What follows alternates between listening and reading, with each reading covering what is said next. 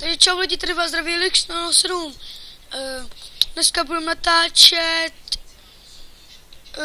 videjka, budeme natáčet hodně videek.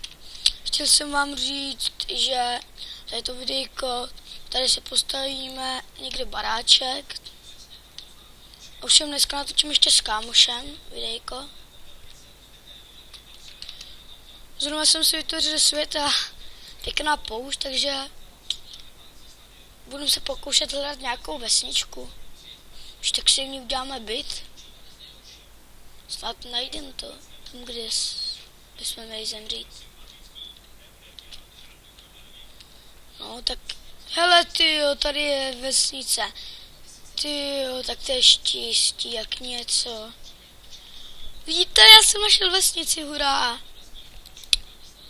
To si zasloužím odměnu. Tak jdeme se podívat, co tam všechno, a když tak se ji upravíme. Ale mohli bychom si zabydlet v ní.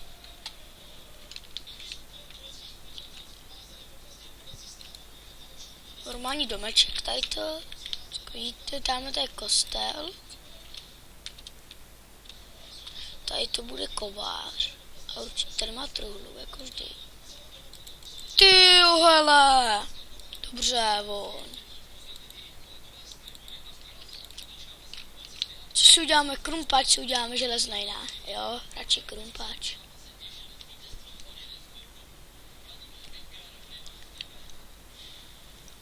A já si tady vypůjčím takovýhle dřevo, aspoň jedno.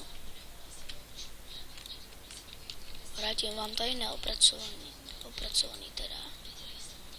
Šup, šup, šup, šup. No, tak to máte, ale jako dobře.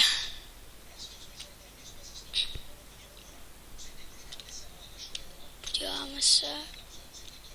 Tam je krafťák. Není. Tak. Asi budeme muset udělat i krafťák. Ale tady máme hodně vesničáků. Budeme vytvářet. Jo, já vím co. Uděláme si tady takovou menší ohrádečku plot. A dáme sem ty golemy železný. Aspoň 4. To by bylo dobrý, ne? Tak kapku dobrý by to bylo. Jo. Takže jedna ta. Já se jdu podívat, jak to vypadá zdaleka. Počkej, nejde se do tady to domečku. No, dobrý. Celkem se mi to dost laguje. Tyjo, dívejte, tady máme rovnou takovou malinkou jeskyňku. Takže začneme. S čím bychom začali? Já nevím. Třeba musíme si natěžit tady od vesničáku nějaký to dřevo.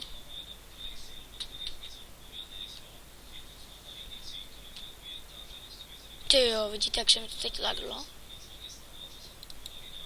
Dobrý. Vidíte, jak se mi to laglo?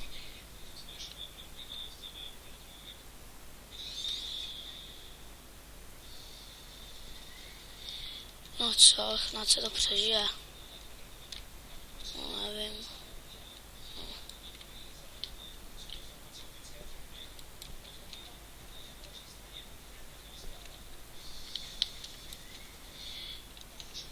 Ne.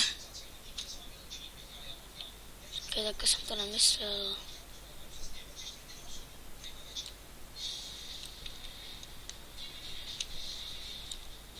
Šup, tam si to počkej, ne. Vypál. Hop. A šup. Vidíte to? Dobře, a co? Vesničané nepracujeme do práce.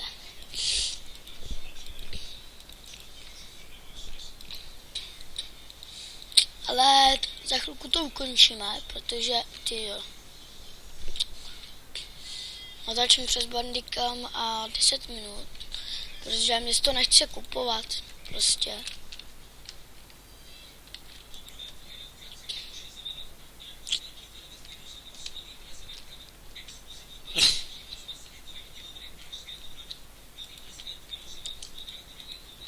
Jo, takže já se s vámi budu loučit, natočíme další videjko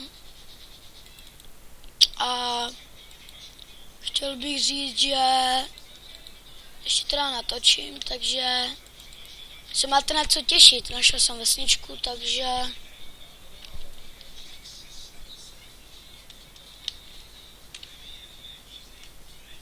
čau.